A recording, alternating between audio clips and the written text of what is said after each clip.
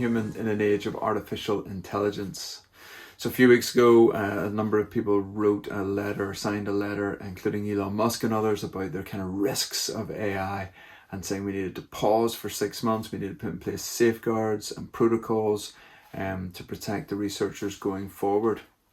Goldman Sachs produced a report saying AI was going to, I think, lead to the loss of 300 million jobs. And just this week, an artist put in a photography submission into a competition which he won.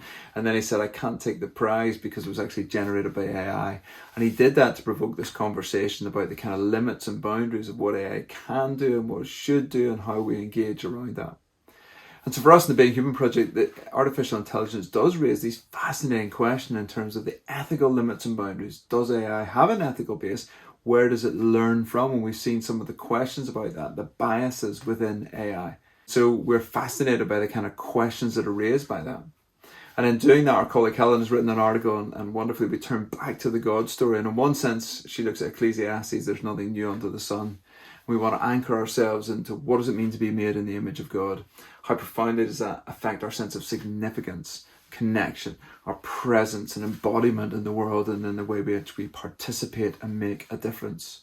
What does it mean to be human, but to do that in an age in which artificial intelligence is pushing the boundaries, in some ways that are radically new and in some ways just asking questions that have always been there? What is my purpose? What is my meaning? What is my significance as a human being? How do we relate to other human beings? And then how do we recognize artificial intelligence is not something in the future? It's here now. It affects the algorithms that maybe even have got you to watch this video as we share on social media. It's impacting our jobs and our hiring and our firing and our engagement in all sorts of spaces already. But we're only at the kind of tip of the iceberg. And so we're fascinated how that conversation unfolds, but what that does missionally and from a discipleship perspective in terms of engaging with others.